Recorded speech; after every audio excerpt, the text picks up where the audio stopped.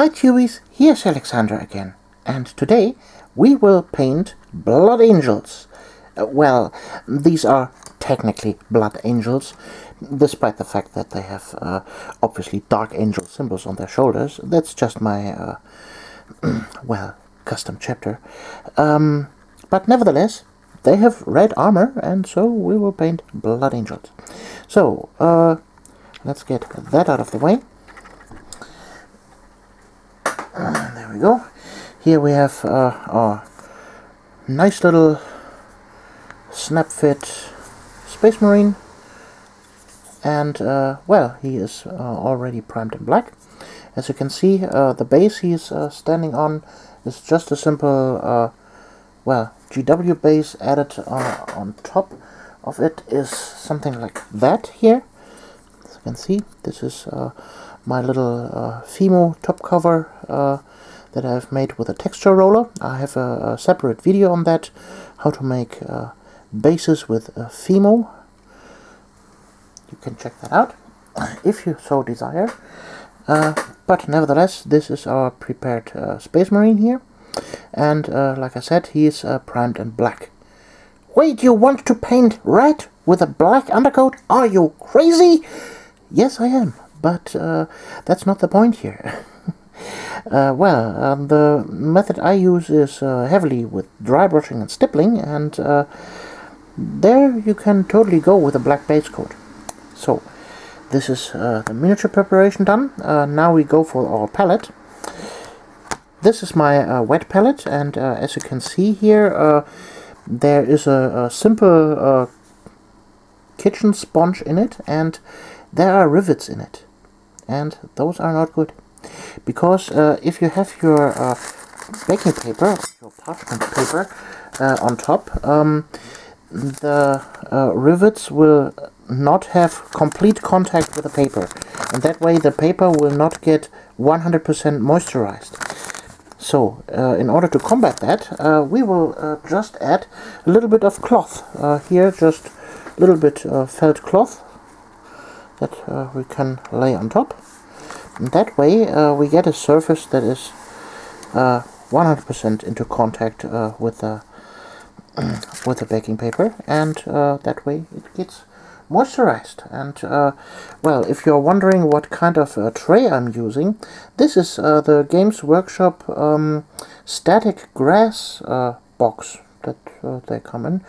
Normal loose static grass, and also the grass tufts are shipped into this. So this is basically the Games Workshop wet palette. Now we just add a little bit of water to get it nice and cozy wet. Okie doke.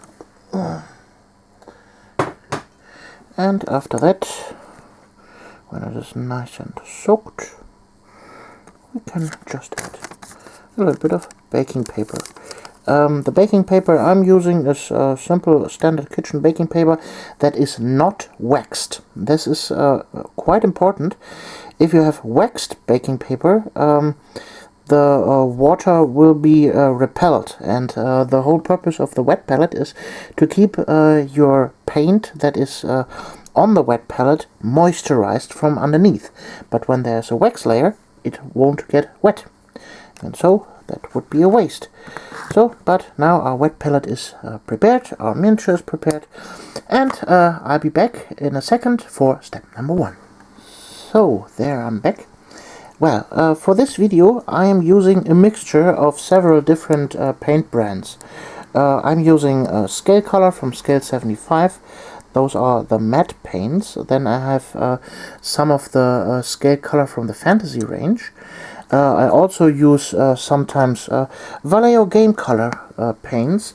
I also use GW paints, and well, war paints from Army Painter. And well, you don't have to pick up the exact brand color that I'm using. So overall, I'm using colors like a dark red, a brighter red, and so on. So you don't have to pick the absolute 100% exact color in order to follow this tutorial. So just take the color that is closest to that what I'm using. The results may vary. For example, let's take this marine and this marine. So, you can see here, this is, for example, the difference. I painted this here in GW colors and this here in scale 75 colors. You notice there's a little bit of a color difference, and this one here is more matte than the GW one. But overall, it's very close in comparison. And well, this is what you can expect if you use different colors. But well, overall, you can just follow the tutorial. So, first steps first. So you can see here the miniature is primed, but there are still spots here that show the blue of the plastic itself, and those we need to cover. And for that, I'm just simply using some black paint. Take an old brush, like this here, for example. This is a fairly old brush. Take a little bit of black on the palette. There we go. Water it down with 1 drop of water to make it smooth. And then we simply brush paint those spots black. It doesn't need to have to be super perfect. You don't have to worry about different black matte variants now here on the miniature. We are covering almost the entire miniature with paints anyways, several layers, and all we want to have is the recesses here as dark as possible, and so that's not a big problem. So just brush paint them on, let them dry, and we are ready for the next step. Yeah, this might take some minutes to dry. If you are batch painting, you can well, paint the 5th and 10th miniature, and then the first miniature is already dry for the next step. But I'm painting miniatures one by one, and so I will have to wait a few minutes. Yeah, but that's not a problem. I can watch some YouTube videos while I'm waiting, just as you can. For example, this one here. And by the way, have you clicked the bell icon down there, so you never miss one of my videos? Or have you even subscribed? Are you a subscriber? Are you not a subscriber? No, that can't be. Click it. Click it now. I know you want it. You needs it. It's free. First one is always free.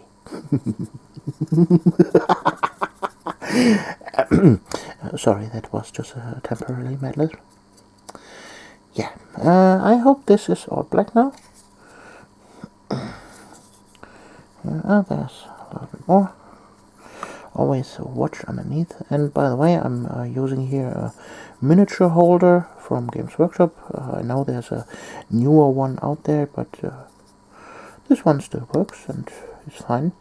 Handy dandy. There are several different versions of miniature holders that you can use. For years I've used something like that here with some poster tag on top. There are variants like this one here that I've modified with here clothing rack bar. Those bars are there for your hand to rest on while you're painting the miniature. So here you can lean your hand against it and stop shaking. That's what these bars on this things are there for. So if you want to convert one, just drill a hole into your holder. Make sure you don't drill here into these bits. Those are metal bits that run through this. So drill beneath them, between them, and then you can attach this metal bar to it. And ta-da! You have a nice bar holder. Yeah, well, this needs to dry. I'll be back in a second. Well, it is a good as time as ever to talk about our today's sponsor of this video. Well, this video is not sponsored by a shifty mobile app that wants to drag away all of your money. No, and it is not supported by a food delivery service.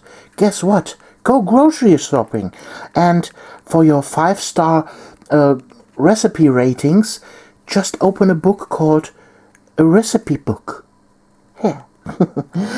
Today's video is sponsored by the Essence 2-in-1 color correcting controlling brush.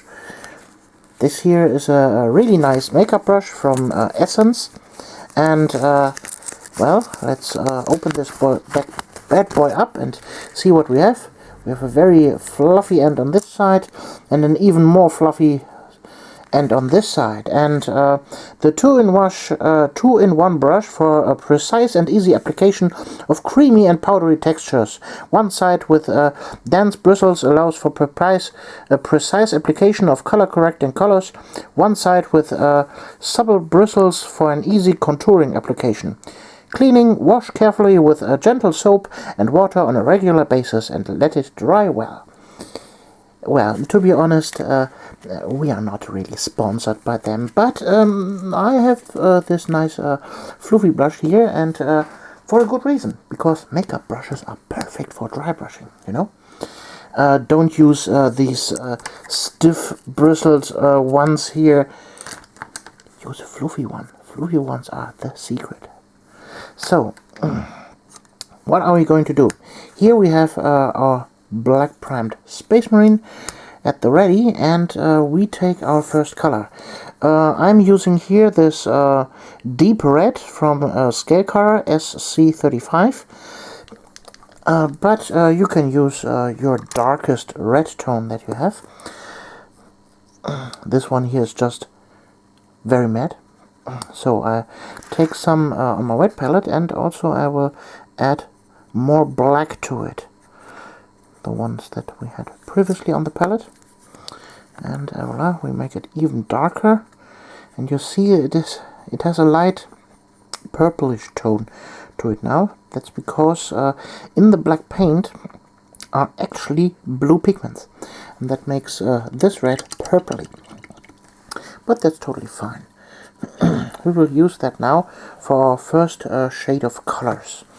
So, we take now our nice and fluffy brush here, and we dip the front part of the bristles into the color.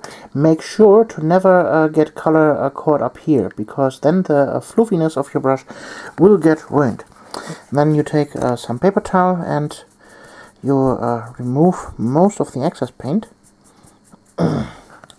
So, until it is very light.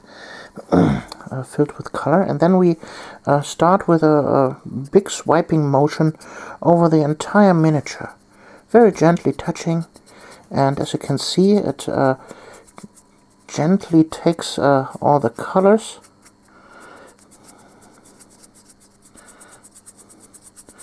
and we get a nice deep red on the miniature. So, gently grab a little bit more of the color on your palette. See right here. Only tiny speckles, and drag them out. Go over the paper towel once more, and then start brushing again.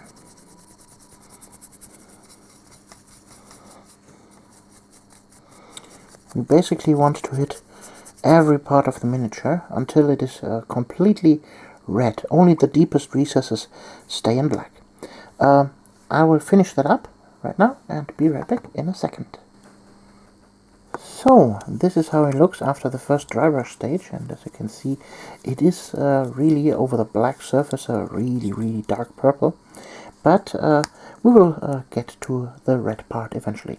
Now we will take the pure dark red we used previously, and we will give it now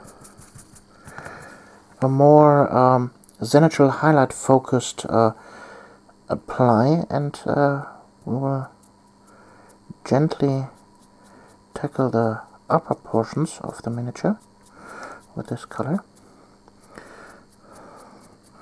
So for example, the shoulder pads, we will look down on them and see where the light would strike, and we will basically make a fade to the dark color down there. So here, this is the shadow area of the shoulder pad.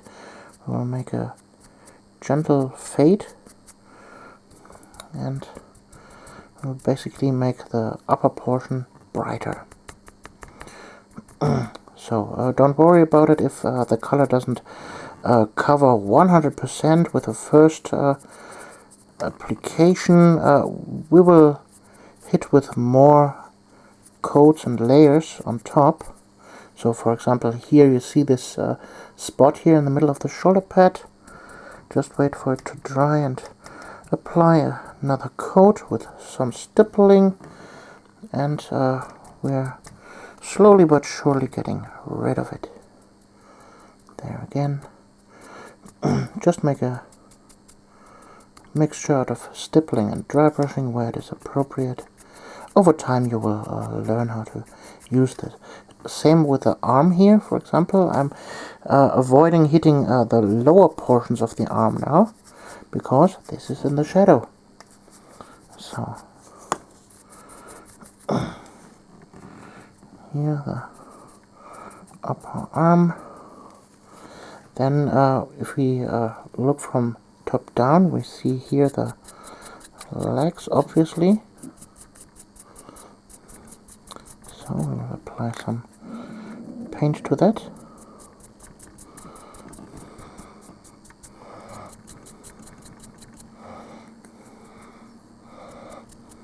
Very gently. Same goes here for the top of the little circle thing in the middle of the backpack. Just stipple from the top a little bit. There you go, so that the top portion is lit up. And here the side panel on the side here. Apply more paint here on the front end than on the back.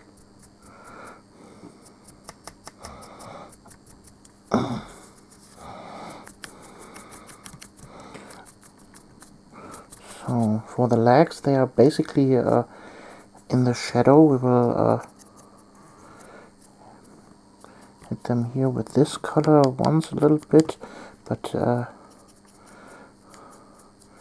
leave it basically dark. We will apply more brighter red highlights later on other parts, and this will almost stay like this. So that is the second coat applied, and now we will add some brighter red to the color. I'm using here Antares red from Scale Color, but you can also use from Games Workshop Evil Sun Scarlet, for example, or from Vallejo bright red. So just mix it in 50-50. There we go. Give it a good rinse up, and then we will apply it even further to the top, very gently, a little bit of stippling, just like that. See? A little bit of gently brushing here on the face, aka helmet. Yes, I have switched to MK7 helmets, if you didn't have noticed it already. I don't really like the new Primaris helmets, but the old ones I really like. So I ordered me a bunch on eBay, on bits, and voila. So here you see I'm stippling here more towards the front, and create so a little transition. Same for the knee here. I'm aiming more towards the top. Here, maybe at the front of the boot a little bit. Here, the side of the boot. Just some gentle tapping. Then here, the top layers are actually in the light, and you see it's here here from my lamp. We have here two highlights. Those are streaking highlights, and we will follow them basically. So gently make them here in the middle, just like that. A little bit of stippling.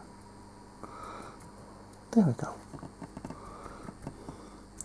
A little bit more here towards the top layer of the circle. Again here on the front side of the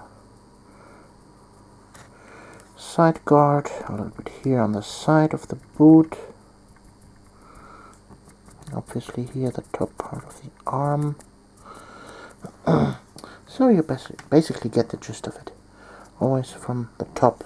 We will zenithal highlight this marine. Here a little bit on the back end.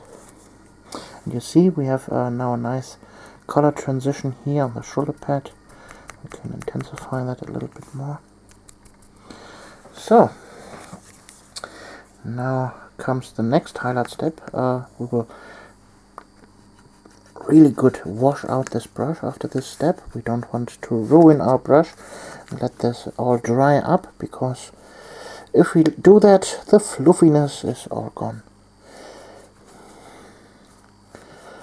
So this takes a little while. Let me properly clean this brush under running water, and I'll be back in a second. Okie dokie chewies, this is how it looks like now, and let's continue with our journey.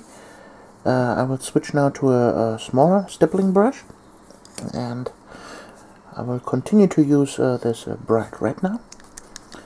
Now in its pure form. Some on the palette. Wipe off the excess, and then we start adding highlights very gently, stippling on.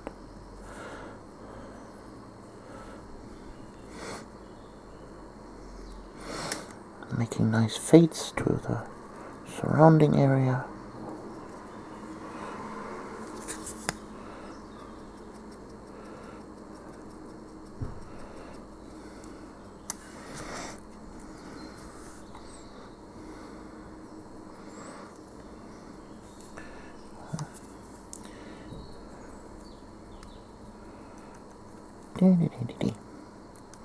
There we go.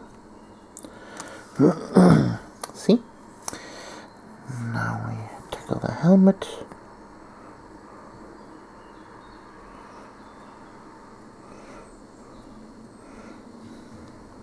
Here the backpack.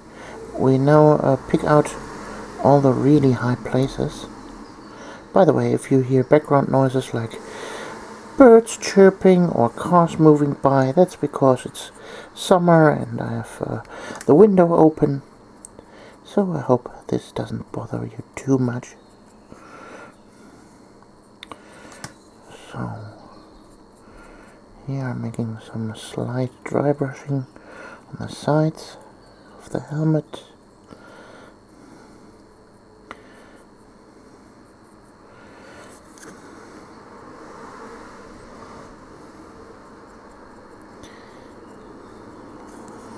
Yeah, there's not much to say here at this point. We are just continuing to highlight this overall. Here we have established we have here two light lines in the middle, so we will continue with that.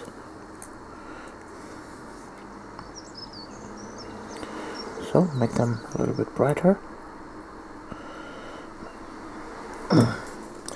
Then of course here the top of the circle on the backpack.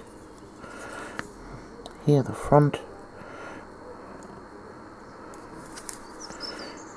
Here again the front, a little bit on the front of the hand, here a little bit. Just pick out the overall raised spots. A little bit of dry brushing, a little bit of stippling here and there. You get the point.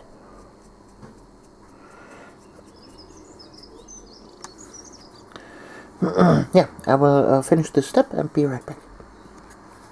So, and this is where we are at. Here, that you can see where all the highlights are. And the next stage is I'm adding some orange fire to the nice red tone to give it its final highlight. So we have a medium orange now. And we were tickling the highest spots now.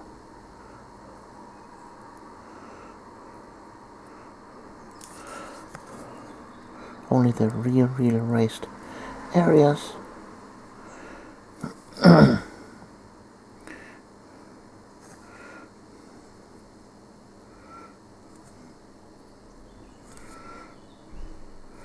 Like there and there, a little bit here, there. There. So again here, even more pronounced in the middle, very gently. Here those two circles. Here the side of the boot. A little bit down here, and there, maybe there. Yeah, and that's it. That's the armor highlighted. So at this point I will start painting all the details, like painting all the silver parts here on the bolter, painting the bolter case in black, painting the chest eagle in gold, as well as here the little one here in front, silver parts like here the grill on the helmet, and this little tubes here on the side, here the vents silver, then also all the rivets between the armor in silver, brown for the little pouches. Yeah, I will do that real quick, and also lining here the shoulder pad trims in black, and base coating the eyes in a dark blue. So basically all the detail work I will do now. I really don't need to show you that on camera. That's quite easy to do. So be right back in a second. Okie dokie tubies, so there we are. I have, like I said, finished all the detail work, and now it's time for some shading. Also I have added a little bit more contrast to the red. I've went over it again with a little bit of Antares red, and after that a mixture of orange fire and Antares red. So, contrast. Stay there. Stupid bottle. So, contrast, yeah. We start with the chest eagle. Like you see, this is just plain gold now, and I will add a little bit of a brown wash to it. So, make sure you're not painting the entire thing, just here in the recesses of the wings, just here. That would be enough to give it a nice dark shadow. Also here on this side, a little bit more, there we go, and on the other side, here and there. You see, this creates now a nice transition between brown and gold. We will do the same here at the eagle on the bolter. Two little strokes, and there we go. So the parchment here I've painted in a flesh color, Same goes here. A little bit of wash, we can go over it completely here.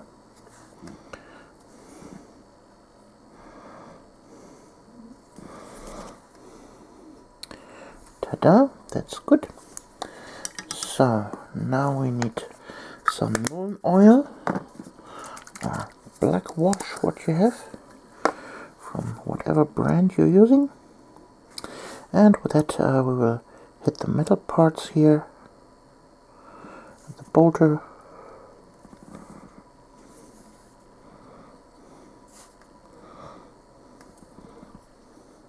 don't let it pull too much, we just want a little bit of definition in the metal, just a little bit. Also here the grill at the front, that was a little bit too much, so just wipe off your brush and then zoop, and there you go. Grill is visible again and we can continue. Now a little bit here, the back grills here on the exhaust ports, here on the metal straps where the backpack is attached to the back. Then here the little things at the legs, which name I just can't remember right now, but you get the point. Same here at the front, there and there.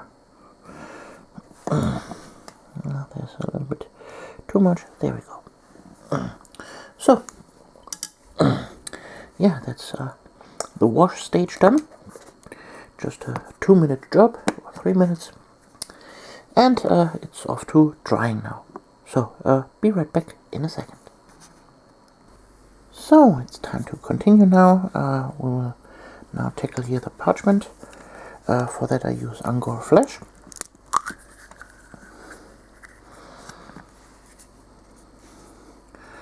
Just a little bit on the palette, and then we start highlighting this.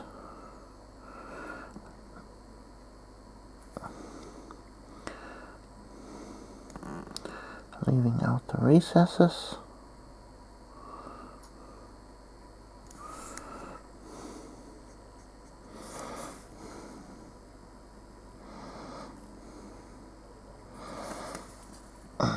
Yeah, there we go. Next step for that is some wraith bone. Here. And we'll add that to the other color. There we go. And then gently highlighting a little bit.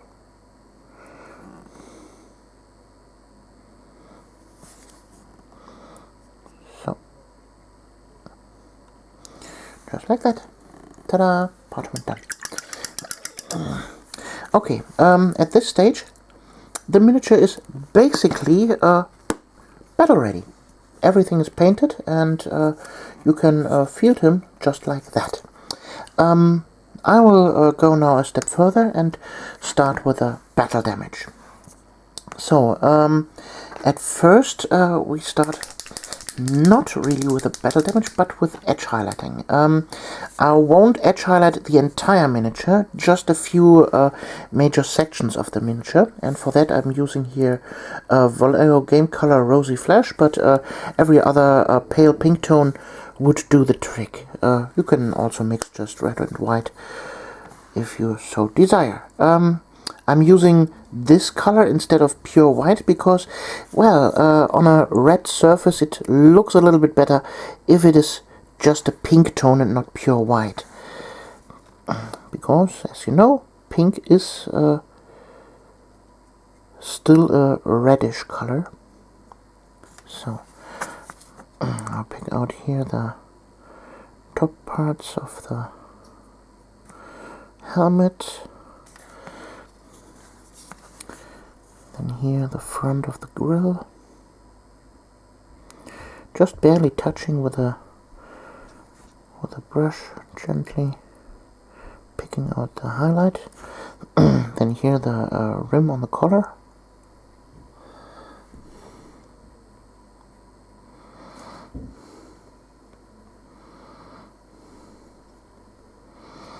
Just like that. Then we take a other miniature and look what else we did do. So here, for example, a little bit edge highlighting on the shoulder pads. So we will do that real quick. Not completely around, just here and there, to simulate, well, a bright highlight that is now struck down with a light. I personally don't like the GW style where every edge on the entire miniature is highlighted like that. That totally looks unnatural to me. So then here a middle line on the what's the word? The arm thingy here. Elbow, that was. Elbow protector. Same here. Gently painting a middle line here. Then maybe here the guard plates. And always remember, you can rotate your miniature however you like, and in whatever way is best for you. So here you see I have made a little scratch. That's totally okay, because of the way we are doing the battle damage in the next stage. So don't worry about it if you make some little errors like that.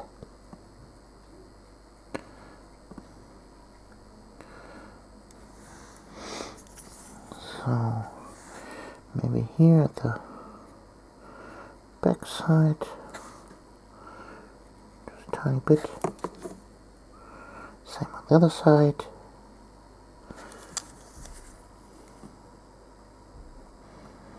And you see I'm always using the side of the brush for that. Barely touching the surface, so that way you get a nice clean line.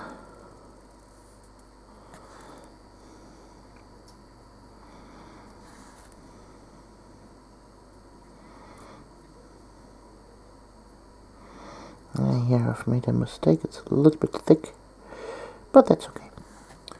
So here the backpack vents.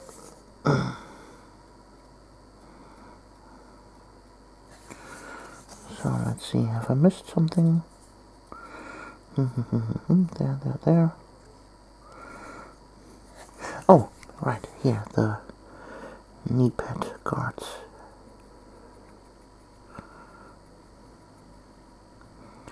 A little bit there. And the other side. Gently. Barely touching. Then here the hand. Sometimes when there is not really an edge, you have to use the tip of the brush, but be careful. Do not overdo it. And I think overall that's enough of edge highlighting done. Oh, here the... Ah, dang it. Let's...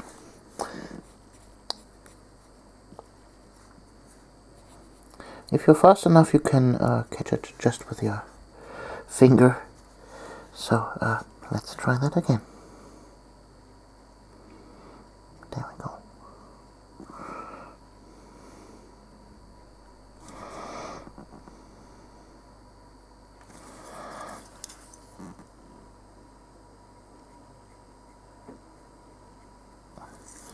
Yeah, that's the edge highlighting. And now we go for the battle damage. And for that, we use our good old friend, the blister sponge. Well, nowadays blisters don't come with such sponges anymore, so this is a relic of the past, but I guess you can find some foam that you can rip apart, just like that. And with this little rip here, we can do wonders on the miniature. So, we dip it into the rosy flush, and you can see here this is now a very rough texture, and we will simply dip it on the miniature. Yes, I know it directly looks a little bit awful and totally random, but trust me, it will look awesome in the end. Here I made a very big splotch. You can hide your mistakes with the edge highlighting you have done with that. So don't overdo it, just here and there, and I think that's plenty of battle damage here.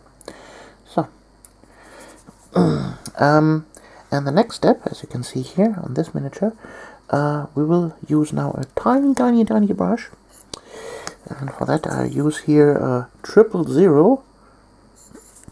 You can see a comparison how tiny this brush is. And we will use some black. So with a different brush I will take some black on my palette. We don't need much. So with this brush you would never want to touch the actual paint pot with it. Just the tip of the brush, very gently. And now we will paint in some black into this splotches. Very tiny, very gently. This is a process that might take a while. So be careful. Also here at this tiny scratches, just make a little dot or scratch underneath them, and that will immediately make this three-dimensional portion.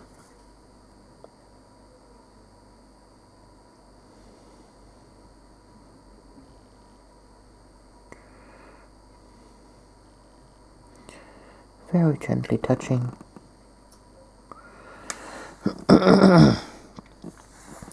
Sorry about the coughs.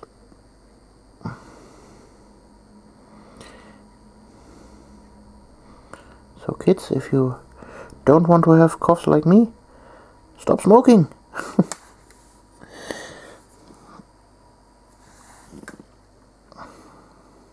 Here, this is a bigger scratch now. Just go to the very edge of the pink you have painted, and voila, this will give it a nice three-dimensional appearance. So, I will finish off this battle damage now, and well, after that the miniature is basically done. Only thing left to do is maybe, well, not maybe, but adding decals. If you want to paint blood angels, obviously yellow drop and the blood angel symbol. I will use here white arrows and the dark angel symbols. But overall, well, this tutorial is done now. So, by the way, I can add a little bit of scripture here to the parchment paper with this fine brush. Just make some wiggly lines here. There we go. And we have a nice purities here. Oh, the eyes, real quick, I've painted them in blue. I know dark angels, blood angels use green eyes. You can do totally green eyes. Like I said, this is a dark blue. Now I will use a medium blue for that. For example, here amaranth blue. So Oh god, I've touched the paint pot with the brush. Sorry for that. And I'm painting now the forward third of the eye. So leave the dark color behind if you want to paint that in green. Obviously you start with a dark angel's green or other dark green tone. And then you use a brighter green. I will use here the blue. Now I use cloud blue or another very bright blue tone, like Space Wolf's Gray or something like that. So, just the front tip.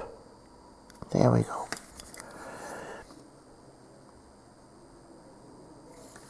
Just like that. And we will also add a tiny dot in the back end. Like that. See? That will make the eye look like a lens. Come on. Give me the dot. There we go. Yeah, and that's basically the tutorial. In the end, it will totally look like that. And, well, if you have problems with the decals, if they don't adhere to the surface, or the round surface, then I suggest you use from Vallejo the decal softener, or from Microsol this here. Just apply this solution, one of the two, on the decal, let it completely dry, then apply another one, then let it completely dry, and another one.